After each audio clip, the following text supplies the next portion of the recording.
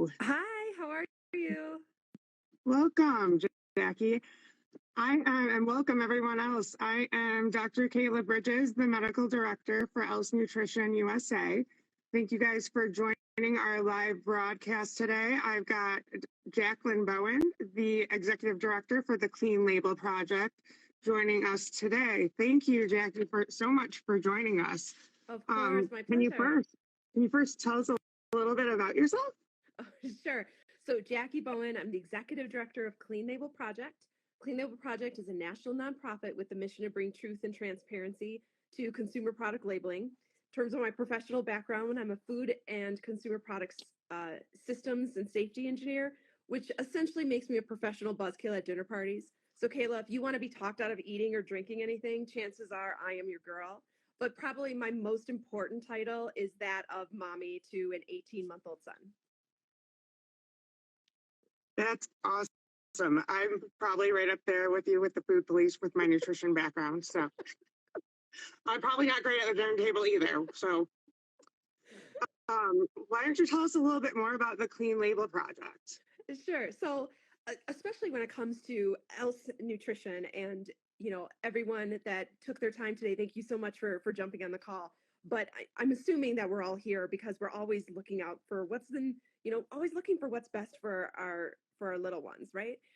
So for us at Clean Label Project, like I said, we're a national nonprofit with the mission to bring truth and transparency to consumer product labeling. But the way I look at it is, let's be honest, guys, marketing departments can do a really effective job at selling comfort and security. So for us at Clean Label Project, in data and science, we trust. What we do in terms of our certification programs, where you probably see things like the Clean Label Project Period Award, Pesticide Free, or our Clean Label Project Certification Seal on a lot of leading brands. What Clean Label Project does is that we actually go beyond what federal food safety requirements require around food safety. The reality is that for the most part, the food safety regulatory fabric in America is focused on things like microbiological and pathogen contaminants, things like E. coli, salmonella, listeria, things that can cause vomiting, diarrhea, or worse. But for some of us, especially, it's one where I want to make sure that I'm getting something for my munchkin that looks at anything that can contribute to long-term chronic disease, things like cancer, infertility. And the reality is that there's so much conversation taking place around the issues of heavy metal contamination, pesticides, glyphosate.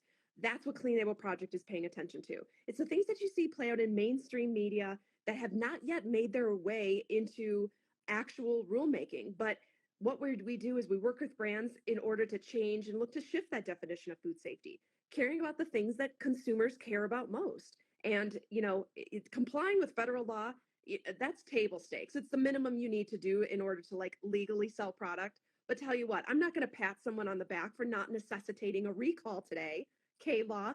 So that's why Clean Label Project, we're focused on things like heavy metals, pesticides, and plastics. Because to me, as both a mom as well as a consumer advocate and public health practitioner, the future of food safety is on food toxicology. I can certainly appreciate that. So how exactly can you elaborate for us how heavy metals, pesticides, and plastics get into food?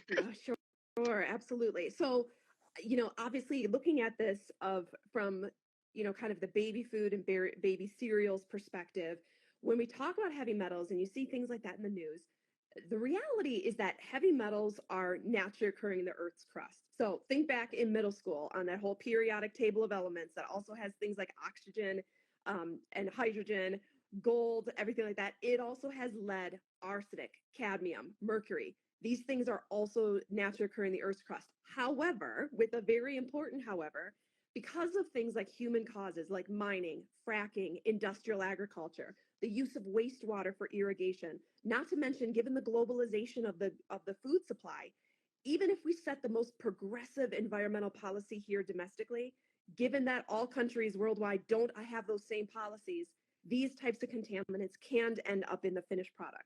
So in the absence, like I mentioned before, in the absence of these types of things being in actual part of federal regulation, the onus is on brands like e.t.c to voluntarily think about food safety differently in the interest of like, yeah, I get it that it's not, we don't have to pay attention to this from a federal perspective, but from a consumer perspective and a parent perspective, we're going to.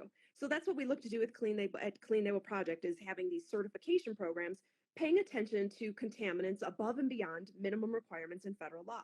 So we talked about how heavy metals get into finished products, pesticides. Obviously, pesticides. I mean, it's right there in the name. And what it's looking to do is kill pests, and those can be things from both insects as well as different types of mold, mildew, fungus, those types of things. And depending on when a pesticide is used during that agricultural process, some of those remnants can still be in that finished product when they end up being sold to consumers. So for us, that's why we test for, I think it's over 350 different industrial environmental contaminants and toxins. And for pesticides, it includes things like glyphosate, which is that active ingredient in Roundup that so many people have heard about. That there was a huge lawsuit related to glyphosate Roundup, which potential links to non-Hodgkin's lymphoma.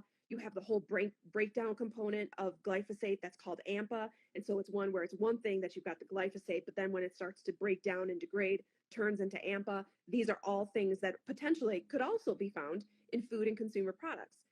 Packaging, we talked about plastics. How can plastics can end up in finished products? So the thing is, when it comes to plastics, it's convenient, non-breakable, but the thing is, when it comes to some plastic, they use different types of almost like these liners that can have a potential to leach into finished product packaging, or I'm sorry, into finished product, especially if that product is warm when it's put inside the packaging. So that's the way BPA works. BPA, BPS, they have known links to endocrine disruption and infertility, also things like phthalates. These are all found in product packaging, but what happens is if that product is loaded warm, you have these packaging migration issues, that the actual package goes and starts to infiltrate the actual product that's inside. So we also test for those types of things. So again, these are things that largely are outside of that scope of federal regulation, but nevertheless are really important to consumers and especially parents. Yeah, you're taking me back to my NICU days with the plastic bottles. Oh my goodness. Yes. That's awful. So tell me a little bit more. How does the Clean Label certification work then? So in terms of Clean Label Project, so especially for you guys, if we've got anyone that's on a call that you are kind of want to pop the tires, or pop the hood, kick the tires, you want to get like science and wonky. Clean Label Project, several years ago, we published a peer-reviewed academic study in the academic journal called Science of the Total Environment. And what we looked at is we tested over 500 of the best-selling baby foods as well as infant formulas and tested them for heavy metals, pesticide residues, different plasticizers like BPA, BPS, phthalates, as well as things like residual solvents and antibiotic residues. The only thing we published in that study was on lead and cadmium. But what we generally see is that when we test for products, you see a quality gradient, right? Not everything is created equal. So along those lines, the way the Clean Label Project certification works and the way the Purity Award works is I kind of like to think of it almost like making the honor roll in high school. It's one where, like we talked about, things like heavy metals can be naturally occurring in the Earth's crust, but brands can intentionally and proactively source ingredients differently in order to minimize the introduction of these contaminants into their finished product. What it means is that rather than sourcing ingredients based on, the product itself as well as its taste and its price, it's a matter of looking at it as like, you know what, we're going to proactively screen for heavy metals and pesticides. We're going to proactively make sure that this packaging, not only an affidavit was signed, we're going to go and get it tested. And all of those things that if that, all of that happens, then what happens is what Clean Label Project does is we go out and we look to simulate the consumer shopping experience. We actually go to the grocery store, we buy your products, and we test them to make sure that Clean Label Project, that the products meet Clean Label Project strict regulations when it comes to things like these heavy metals, pesticides, and plastics. Not just the regulations, but Clean Label Project's policies that we had set, that you are quantitatively superior and in that top 1/3 of the category. That's some important stuff. I know obviously that the Clean Label certification is very important to e.t.c Nutrition. Can you elaborate to those who are joining us today why this certification is so important? Well, I guess the way that I look at it is, one thing to also be clear is that, of course, everyone should, parents, caregivers should be speaking to their pediatrician, their family doctor to make sure that they know what's everybody, all our munchkins have their own unique nutritional needs. So it's one where, those first 1,000 days of life are critically important to long-term health and wellness. It's that window of opportunity when optimum brain and immune system development are formed. So we know we need that nutritional density, but we also don't want to have the bad stuff that could potentially in the long term affect their, ultimate their ability to just grow and thrive. So that's why for Clean Label Project, and especially when we're looking at things, there's always categories that are interesting. And, the issue of industrial and environmental contaminants and toxins is not unique to baby food. This is a global, worldwide issue um, that's across the different types of food products. But when we're talking about sensitive populations, infants, children, pregnant women, it's especially imperative. And so that's why I think that this certification is so important, that if there's a time in life during that fundamental growth period that you proactively look to think about this stuff, both the nutritional density as well as making sure to minimize any exposure to known industrial environmental contaminants with long-term risks, that this would be the critical period. So, that's for both me as a consumer advocate, a mom, and a public health practitioner. I can certainly appreciate that, and I most certainly agree. How can you explain to us how the Clean Label Project certification is different than, say, organic or non-GMO? There's a lot of certifications out there flying that people are looking for, and I don't know that necessarily everyone knows what they all mean or what the difference is between Yeah. these little. Yeah, and the thing is, it's like, one thing that's important to keep in mind is that consumers, everyone, and it's absolutely okay to have your own purchasing preferences. There's certain things that can be important around recycled packaging. There's certain, populations of people that follow a halal or kosher diet, and absolutely you want to, make sure that you commit to that. For Clean Label Project, I like to think of us as we're the the heavy metal pesticide plastic people. And along those same lines, when you're looking at things like, for example, the USDA National Organic Program, I can tell you from testing thousands of food and consumer products that are certified organic, is that certified organic promise of less exposure to pesticides absolutely holds true. That is absolutely a true statement. The National Organic Program does a great job at minimizing consumer exposure to pesticides. But the shortcoming there is that the USDA National Organic Program does not make any mention around the issue of heavy metal contamination. So it's one where this is a new reality in the frontier of food safety. Regarding non-GMO project, absolutely, non-GMO project is amazing in terms of minimizing that risk and that exposure that goes along with genetic modification, and more so when it comes to the different agricultural approach with just monocropping and what happens to the soil and this just the soil health and integrity over time. And so non-GMO project, if you're as a consumer looking for and having concerns with that, absolutely you're going to want to look to non-GMO project, certified organic. If you want to make sure you have that commitment to biodiversity, soil health, those types of things. Like I said, for us at Clean Label Project, what we're focused on: finished product testing, heavy metals, pesticides, plastics, and in some other categories, the what we look at in terms of that testing goes beyond that, including things like antibiotic residues, residual solvents, like I mentioned before, phthalates, glyphosate, all kinds of things, melamine, its analogs. I've got all kinds of things, Kayla, that we test for, depending on what's the highest risk within different categories. So you mentioned different categories. What categories of products does the Clean Label Project focus on, and why? Yeah, it's really interesting. So you always have categories that you like. I don't know. I have like contaminants that I love to hate, as well as different categories that there's certain things like I love about them, or that especially speak to me as both a consumer as well as a mom. So obviously, having a munchkin, I'm worried about, infant formula, your baby food, baby cereals, and things like that. So obviously, we do a lot of work in that category. The other one would be things related to health and wellness, dietary supplements, only because when I look at that category, you're looking at, people are buying these products because they're already trying to make better lifestyle choices. Whether people are looking to bulk up, slim down, looking to reduce anxiety, just taking multivitamins, they're trying to make a better life choice. And so they deserve to make sure that what they're buying is what it says on the package. So dietary supplements is another interesting choice. For me, another category that we've worked on in the past, we do a fair amount of work in, would be pet food. So I've got 2 little rescue pooches myself. 95% of pet owners consider their pets part of the family. I know that I do. And so when it comes to things like pet food, that's another interesting one. When you think about pets as opposed to human food, we feed our pets the same exact thing 2 to 3 times a day, every day of their life. So making sure that they're also not going to have that exposure to things that can potentially cause things like long-term, cancer, other types of issues as they, get older in age. The other category, if you guys, again, if any of you science wonks that are listening that want to read some more interesting articles, we published another peer-reviewed academic journal manuscript uh, looking at the true contents of America's best-selling CBD products, Kayla. So that one is an interesting category because so many people have been reaching for CBD, whether anxiety or to be able to sleep better, to a little bit of pain relief. People are reaching for CBD for a variety of things.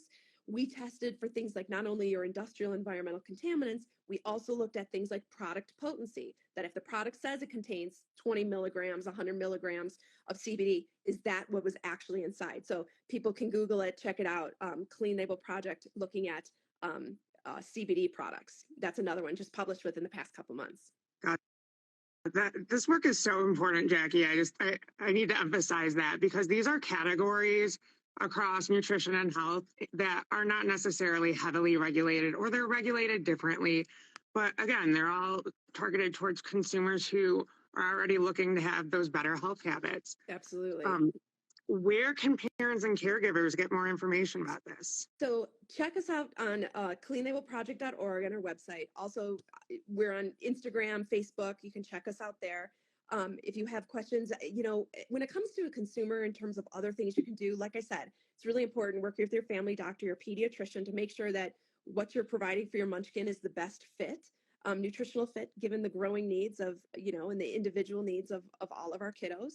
And the other thing would be, you can look for that Clean Label Project mark. You can find that a variety of different types of consumer products and foods, both in the baby space as well as in the non-baby space. And the other thing too is even if you see products that are not Clean Label Project certified, the best thing about being a consumer in today's day and age is it's just like you can absolutely demand, transparency and answers. Use social media as a forum to ask more questions, ask about testing, and demand answers. And so reach out to brands and ask them what they're doing in terms of proactive surveillance of things like heavy metals, pesticides, packaging migration issues, especially if you have certain products in your cabinet or refrigerator that your family loves. Take it upon yourself just to be your own consumer advocate for your family. Well, speaking of questions, I see some questions down here in the queue for you that I'm going to rattle off for you that hopefully you can answer for our audience here. Here's the first one. You're a mom, so what do you feed your kid? What do you not feed your kid? Okay, so few things. I am a big subscriber of making sure that my munchkin eats a diversity of food. So the thing is, it's like so I'll say this: there's been a variety of reports that have come out over the past couple of years, as well as congressional investigations and all kinds of stuff.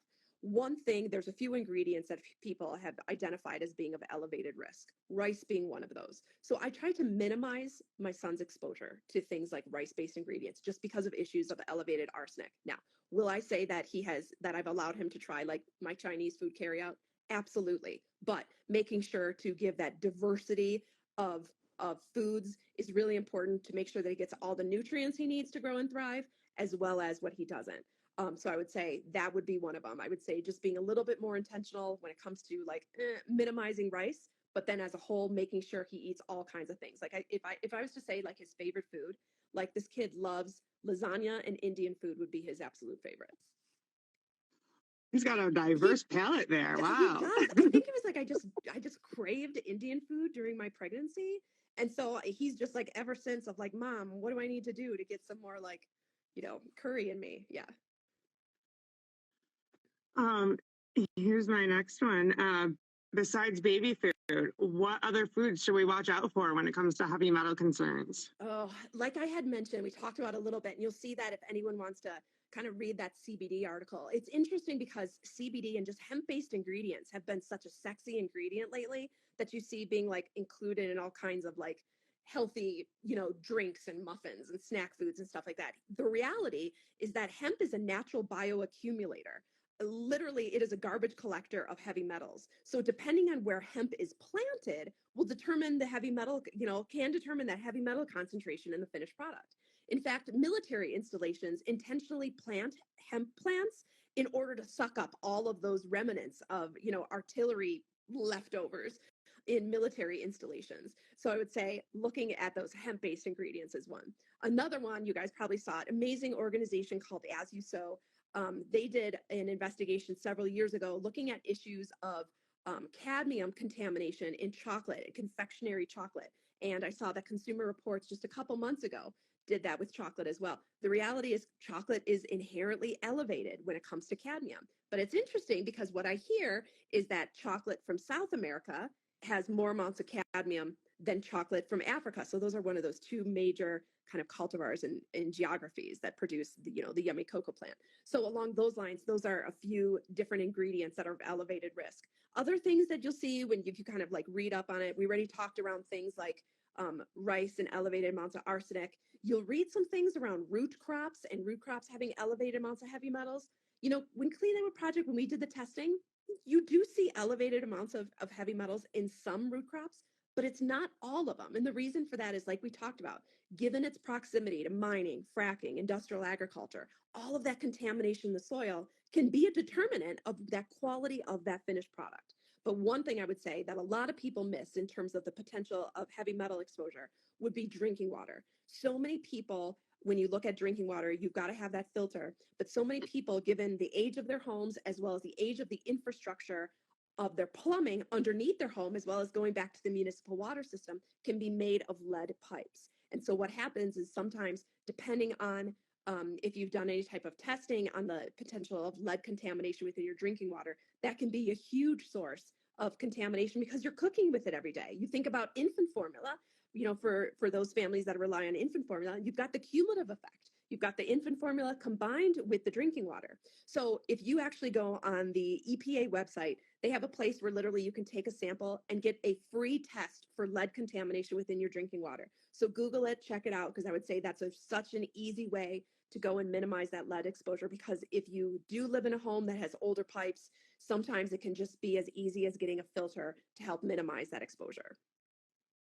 And that's so important. That's something people don't always think about. I'm from Michigan, and so we obviously had a water crisis here years back with lead contamination out in the Flint area. And I remember I was doing a lot of nutrition counseling for new moms, and that's one thing that I would always bring up. Did we talk about that? Have we talked about how we're both from Michigan? I don't know if we've chatted about it, but I think I picked up on that when I was looking at your bio. I'm like, I think we're both Michigan State alumni. Are you Michigan? I'm Michigan State and University of Michigan. We're going to have to talk about that. That's a topic for the next IG Live. Yes. Exactly. Yeah. So I've got a couple more here. A couple more questions. I'll try not to get too sidetracked. I am ready. All right. If there was one tip you would give a new mom, what would it be? Oh my gosh, one tip I would give a new mom. Yeah, I would say the biggest thing is being. I think of moms, even when I became a mom. Moms are like the chief operating officers of their household. Like, we hold down the fort. Like, anything that gets eaten in this house, it's because I put it there. And so I do my homework. But I think a big thing that people miss, and one of the things that almost like makes me slightly, I'm not going to lie, a little bit rabid, Kayla, is that I what I keep hearing when it comes to like all these things of congressional investigations, so much is focused on baby food. And they talk about baby food in the sense of the pouches. But the thing is, if we want to talk about baby food, then let's talk about baby food. Because what baby food needs to be inclusive of is the things that things that are marketed towards pregnant women, infants, and children, and lactating mothers. All of that makes up what is baby food. And so I don't think enough attention is being paid to that whole entire thing of those critical first 1,000 days, which WHO defines at the beginning of conception. Because at the end of the day, what that mom eats is going to end up being, going in her bloodstream and being absorbed by that unborn baby. So along those lines, I would say, serving as the chief operating officer of your household, doing your homework. And that second thing would be, remembering that whole thing when it comes to that first 1,000 days, begins at conception. So start thinking about things early on, even when you're cooking the munchkin. Yeah, and honestly, for those in the audience watching, those first 1,000 days, just to elaborate, that's counting starting day one of pregnancy, all through the first years of life. So that's where those first days start counting, and very, very important for growth, development, health in general. So I couldn't agree more. I've got two more questions here. Next one is, I saw Clean Labels Project's investigation into fur baby food. What do you feed your pets?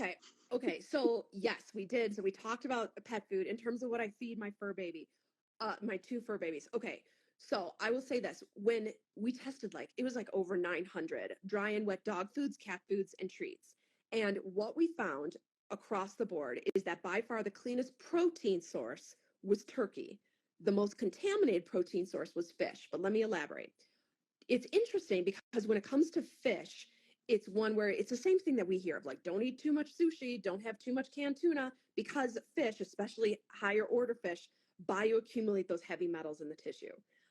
So along those lines, that's where you see that contamination. Not to mention what ends up in like dog food and cat food is not those beautiful fillets that you see in like, the little like protein case or whatever at the grocery store. What ends up in dry and wet dog food is it's called, what is it called? I can't, the, no, I can't even remember. I can't remember. There's a certain word that it's called, the rack. And it's like all of the leftover tissues and the bones and the skin, the same things that have it where it has a tendency to bioaccumulate the heavy metals. This is what ends up in the pet food. So along those lines, it's a matter of, that's the issue with fish. Now, however, I will say this: same thing I adopt with my dogs is, yes, they're in terms of their protein source. I like to get, I personally use a kibble for convenience.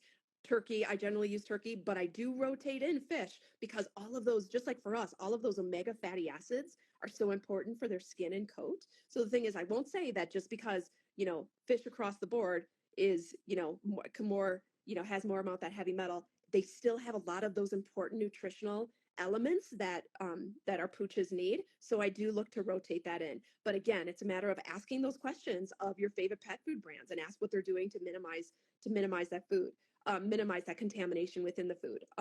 Like we mentioned before, with our pets, they eat the same thing 2 to 3 times a day every day of their life. And so you want to make sure that you're trying to give them the best. And so you've got to figure out, find those products that are best fit for your pet, as well as for you and your budget, and work with your veterinarian to make sure if they have any unique nutritional needs or medical conditions, that what you're feeding them is also, a good fit. You just made me think twice about what I'm feeding my little pup upstairs, who's a rescue that just had a 13th birthday and has a heart condition. Because I go for the you must be, I go for 13 those years. fish ones. Oh, that's amazing though. Like, that's fantastic. You must be doing something right there, Dr. Kayla, But because if he's 13 years and he's still, he's doing his thing, that's awesome. He just came down to the Ellis, Ohio office with me last week. I'm excited though. I didn't realize there was clean label certified dog food. So now I'm going to have to go check his food and look for some better options for him. Well, awesome. The last question I see on here was asking, I think this is actually more of an else question, Jackie, and not for you. So I'll just answer this very quickly. It's asking about our supply chain and out of stock. So we have had some supply chain issues. We expect to be fully in stock with all of our products by the beginning of February, if not sooner. So again, I'm excited that, to have you here, Jackie. And clearly people must be excited about our product if it's been out of stock. So we've got that clean label certification, and I'm so happy that you've been able to join us and tell everyone more about it. So with that, Awesome. I think that's a wrap. I don't see any more questions here, unless you've got anything to add for us, Jackie. No, thanks so much for having me. Anytime, it's my pleasure.